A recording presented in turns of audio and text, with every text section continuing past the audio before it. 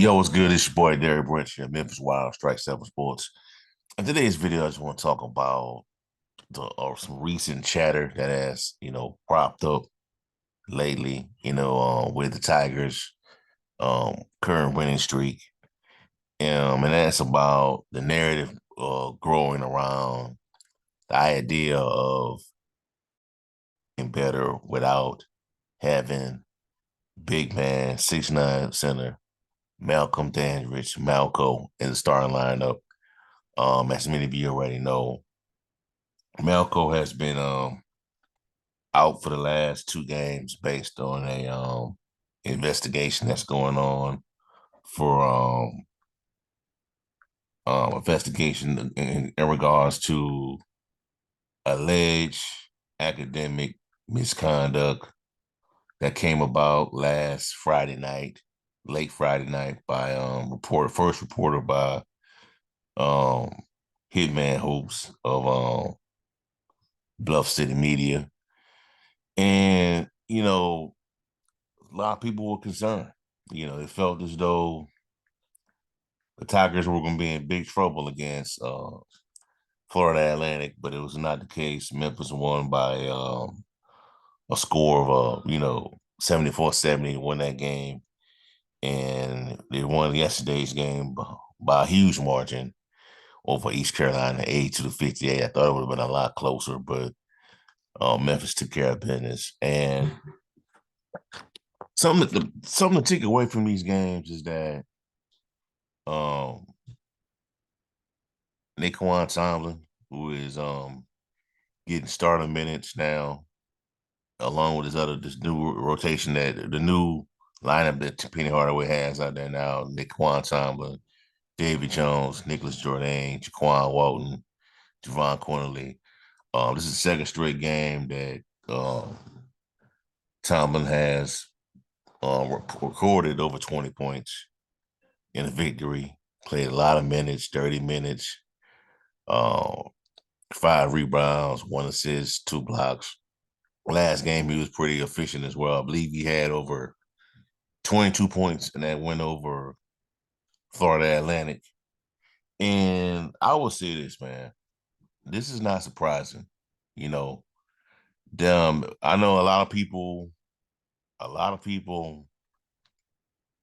ran ahead and like ran with what the commentator said last night in the game against East Carolina. I heard what he said about, about they're better without Malcolm Dandridge in the lineup. Um, but I'm here to say that's nothing new.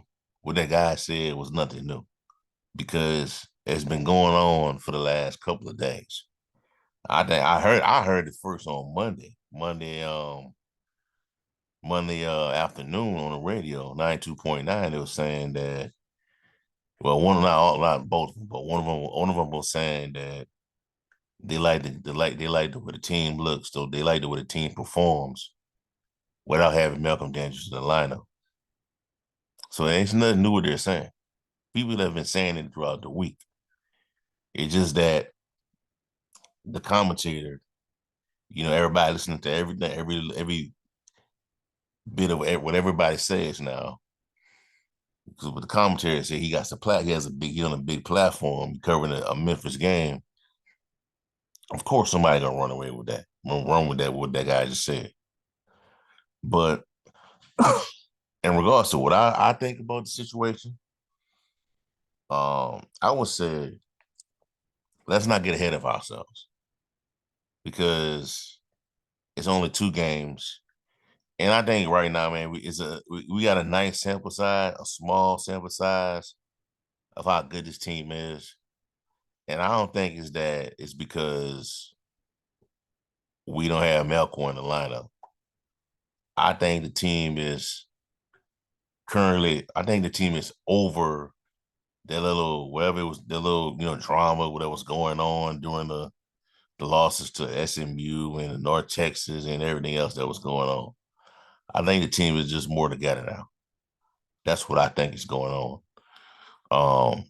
But I do like what I see though, because the starting five is playing a lot of minutes. Tomlin had 30 minutes yesterday. David Jones had 35. Nicholas Jordan had 26. Jaquan Warner had 26. Quinley had played 34. And you had a really productive night from the starters, you know. And the shorten the rotation, without Malco, he did shorten the rotation. But let's not forget that the game against FAU, when you first didn't have Malco, you didn't really contain Golden, their FAU center, the 7-footer, because he had like 21 points in that game. You really didn't contain him. It was just that Memphis was able to counter anything that Florida Atlantic did in that game. They went blow for blow with them in that matchup. You know, in the game yesterday against East Carolina, they didn't really have like a big man that was a threat to you. They had two forwards, 2'6'8" forwards, who was were good rim protectors. But other than that, they really didn't present any problems, any real threat to Memphis yesterday. And by looking at the score, it was clearly evident that Memphis was just too much for East Carolina yesterday. So I think they're going to need Melco down the stretch because you play Memphis again. You play Florida Atlantic to close out the season, a huge game that could very well determine if you get that at large bid once again, and you put Florida Atlantic, tournament hopes in jeopardy. You're gonna need Melco again. You probably need him against UAB this Sunday in your revenge matchup because they got a really good center in Yaxel Lindenberg who played pretty well against you last time, and that was with Melco in the lineup. Melco has had a really good season. Let's be honest, he's had a really good season, man. And I think during that little streak that went on, losing, streak that went on, that kind of overshadowed how good he was playing. So I want to come out here and say that they're a better team without Malcolm Dandridge. I think they're a better team with Malcolm Dandridge. I think they are. I think I would prefer Malcolm Dandridge having those minutes compared to Jordan Brown. That's what I would prefer. But that the circuit to curb based on curb circumstances, Jordan Brown has to play. But they're winning despite of what issues Jordan Brown may have. And so I think the team is just more together now. I think they're more locked in, they're more focused, you know. But huge win yesterday against East Carolina. Now you're on a 3-game winning streak. Can you win these final 2 games? Close out the season. You know, you was on a 10-game winning streak during the beginning of the year against ranked opponents, against some teams that were expected to be good. Now, to get to the NCAA tournament, you may need to win you only need to win 3 or 4 games to get that spot, I would say, solidify your hopes of getting into the tournament once again, you know. So overall, I think, that this team is better with Malcolm Dandridge a part of the fold, with him playing on the court. I think you're going to need his presence, if you get into the tournament, to the NCAA tournament.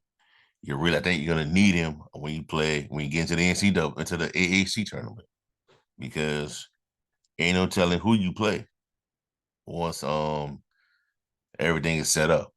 You might run into a team like Florida Atlantic again, a UAB, a South Florida, the teams that beat you. You know what I'm saying? So a lot can happen, man. Let's not get ahead of ourselves. It's only 2 games. Now, I'm not putting down nothing Naquan Tomlin has done because I think it's amazing that, he's been able to come into his own, you know. Um, but for some people, man, let's just pump the brakes. Let's pump the brakes and just let's see how things play out. Hopefully, Malcolm Dandridge can get back on the court. Hopefully, I don't know. You know what I'm saying? It's the second game he's out. Um, no word. Tomorrow Saturday, and there's no word on if he'll be ready for this game against UAB. If he does, be great. But we'll see how everything play out. But that's how I see it. I think the team is just more locked in. They're just more focused on what's at stake, and hopefully this is the last time that, hopefully these guys don't check out again. Because if they do, it's over. You know what I'm saying? So they need to continue to ride the current wave they're on right now because the team looks really good. So we'll see how things play out this Sunday against UAB revenge matchup from that beat down we took a few months ago. So we'll see. All right, so all I have for y'all for right now, man. Give me a like, comment, subscribe to the channel. Let me know how you feel. Do you feel as though the team is better without Malcolm Dandridge a part of the fold? Also, check out strikezonesports.com for latest content on the Memphis Tigers football and basketball program. Have a blessed day. Peace. I'm out.